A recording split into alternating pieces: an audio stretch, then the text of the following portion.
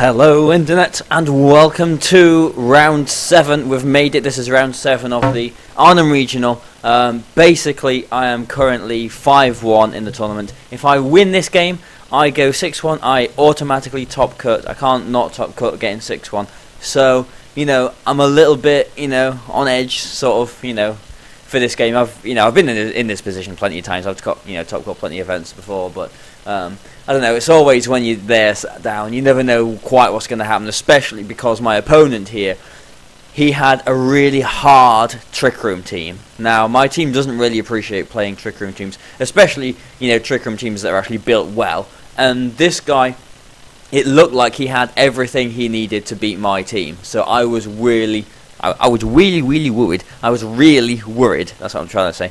So he sends out, he actually leads with both of his potential Trick Room setters. I lead with Lipid and Brilliant. I know that he's got this Aromatisse, so I'm not even bothering with Thunderous in this game, because then obviously it's got the Aroma Veil and it protects itself and its partner from being taunted. So I'm not bothering with Thunderous. Now both of these Pokemon are weak to Fairy. Brilliant is weak to Psychic as well, so I'm really not liking this at all. I go for a Fake Out and a Spore, just I've basically got to decide which one I think might have the goggles, which one might have the Lumberry or Chesto Berry, and which one I'm going to fake out. They could both potentially have items to stop themselves from getting put to sleep. But apparently I picked the wrong target because I used Fake Out on the Aromatisse, who I presume was going for a Trick Room the first turn, and the Cresselia wakes up using its Lumberry and gets a Safeguard up. So wow, already I'm in a pretty bad situation. I can't Encore this Cresselia into Safeguard because it's sitting next to this Aromatisse, and Brilliant can't put anything to sleep because it's just got Safeguard up. So both of my Pokemon are almost useless now.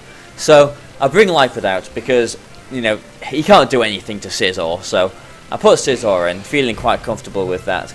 And I just want to start getting some damage onto this Aromatisse. I want to put it into bullet punch range so that at least I'm threatening something. So I do get 3 nice hits here. The last one's a critical hit. That is one of the good things about Bullet Seed as well. So many hits, your chances of getting at least one critical hit is increased. And we saw a Citrus Berry there, so if I had just gone for a Fake Out on the Cresselia the first turn and the Spore on the Aromatisse, then the game would have worked out a little bit differently. But he does get his Trick Room up here. He obviously went for the Moonblast on the Lipid there, trying to get rid of that. Now this is where things get a little bit sticky as well. Like, it would have made sense for him to switch his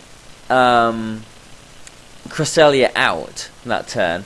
No, the Cresselia went for a Trick Room there. Yeah, okay. So it would have made sense for him to switch the Aromatisse out instead of going for a Moonblast and bringing his Camerupt in, because he's got a Camerupt in the back. But he doesn't do that. And this next turn, I'm expecting again the Camerupt to come in because he's just got Trick Room off. He needs to capitalize on this. I thought, well, either he is going to bring Camerupt in, he should do, looking that I've got both of these out, or he might just double target my Breloom knowing that it's got a Focus Sash to get rid of that. That's what I was thinking. I was hoping as well that he might be... well, actually, yeah, let's rewind. Remembering, actually, I was thinking that this Aromatisse... Okay, so this Aromatisse has got like 60% of it. It is potentially in a Bullet Punch range. He doesn't... I'm presuming he doesn't know the calculation. It might be in Bullet Punch range. So I was expecting him to, this turn, withdraw the Aromatisse, put his Camerupt in, which obviously would be able to take the Bullet Punch quite nicely. And I'm switching Brillium out now, putting Lipid back in, because if that did happen, I would be able to soak up a Psychic attack from this Cresselia, and I would be able to use Fake Out again and waste, a few more turns of Safeguard and a few more turns of this Trick Room. So that's what I was thinking. We got there eventually. But he does actually just decide to double target this Brillium slot, and at this moment I thought, well, I think I've lost the game now. I've not top cut, I've failed, the end. He does, you can actually see there that my Scizor is slower than this Cresselia, so it goes quicker in Trick Room here. And yeah, this was a double target onto the Brillium slot. So, maybe I should have protected with the Brillium there. Hindsight, obviously it would have worked out better that turn. But if he had brought in the Camerupt, like I think he might have done for, to take the Bullet Punch in the Aromatisse slot, then I would have been in a really bad position. So I was trying to think ahead, trying to think what he could do, and how to basically reduce my chances of just an automatic loss kind of thing. So, there we go. So now I can bring Brilliant back in. Now, I don't know, he plays this a bit strange, because he's not bringing Camerupt in. I do protect Brilliant this turn, and he goes for the double target on it with the Moonblast and the Psychic. Now, I used Knockoff last turn with Scizor, even though I know the Cresselia had lost its item, so I didn't, I knew it wasn't going to do much damage, but I just wanted to get a little bit of damage off it. Just in case this Camerupt got in, came in and things got a little bit sticky, because, I didn't want to set a Swords Dance up and then have to, switch out again straight away kind of thing. So, now, because he's not bringing his Camerupt in, I'm thinking, what, have you even got this Camerupt? Have you brought it with you? So, I set up my Swords Dance, because I'm thinking, well, the Trick Room turns are kind of ending now, so, I think there's only 2 left after this. Next turn, again, no switches on his behalf. Again, he can double target my Brillium, and that is what he's going to go for. But I'm +2 now, and a +2 Bullet Punch is definitely going to take this Aromatisse out. So, again, no switches. I don't know what was wrong with my opponent. Like, if he was a little bit sort of nervous because this was the last round of Swiss, or if he just wasn't that experienced, I don't know. I'm not too sure. But basically, without a double target, my Brillium is not going down. Safeguard is still up, so I can get some more damage off with this Bullet Seed. 3 hits again, obviously works quite nicely.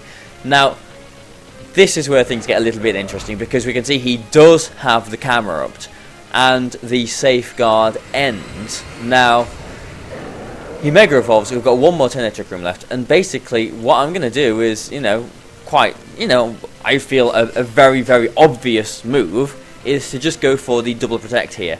Now, there's no need for him to go for the Helping Hand here, because both of these are going to go down to a Heat Wave if it hits. So there's no need for that Helping Hand. He should have got Safeguard up again. If he did get Safeguard up, then it would have made the game a little bit more tricky, but not necessarily, wouldn't have necessarily ended it. If he did get Safeguard up this turn, I obviously couldn't Spore or anything. I would have been... it would have been one of them 50-50s. Either I would have double targeted this Camerupt with a Bullet Seed and a Knockoff to knock it out, or I could have predicted the Protect on the Camerupt and gone for the Knockoff or whatever onto Cresselia to knock that out. So, it would have been a bit more shaky if he had got the Safeguard up, but because he didn't get the Safeguard up, both of these are very, very, very susceptible to the Spore now. He withdraws his Cresselia this next turn, probably expecting... Well, I'm not sure what he was expecting. Because he didn't get that Safeguard up, I think I've pretty much got the game sealed up. Now, this Camerupt is a big problem, but the last thing I wanted was for him to get the Trick Room off. So, I put that to sleep, and if he uses Trick Room, it's negative priority. I get to knock the Cresselia out before it uses Trick Room with this knockoff. Now, the thing, again, that I was debating in my head is... in Trick Room, we saw that my Scizor went first. It went before the Cresselia. So that Cresselia is actually faster than my Scizor. If it didn't go for a Trick Room that turn, and I went for a Spore, and this camera protected, he could have actually used Psychic or Psyshock on my Brillium to knock that out before Scizor got the knockoff onto it. So again, I was a bit shaky about that last turn. I didn't quite know, how it would play out. But... I just felt that if he had any chance of winning this game, he felt he would need to get Trick Room up. So, maybe he would hope that he would survive the knockoff. I don't know. But basically, this Gastrodon comes in onto this knockoff, loses its Rindo Berry. The camera goes to sleep. Now, next turn, I know this camera can wake up this turn. I have to try and target it. If it woke up and protected, then, again, I would be in a pretty sticky situation. But, thankfully, I get 4 Bullet Seed hits here. I think 3 would have just been necessary, plus this +2 knockoff to knock it out. But I know now I've won this game. I don't care what this Gastrodon is doing, as long as that camera goes down. So he does Ice Beam the Brillium. Brillium's gone down now. Brillium has done its job, and basically I've just got this... +2 Scizor, and Terrakion, because I wanted Terrakion, you know, just to help a little bit for Camerupt out of Trick Room, versus this Cresselia and Gastrodon. He was expecting like a bullet punch on the Cresselia, which is why he used to be the helping hand there. But you know, basically a close combat to knock the Gastrodon out and a knock off on this Cresselia just to make sure there's no chance that I'm losing this game, basically. So my opponent didn't make the best moves in this game at all.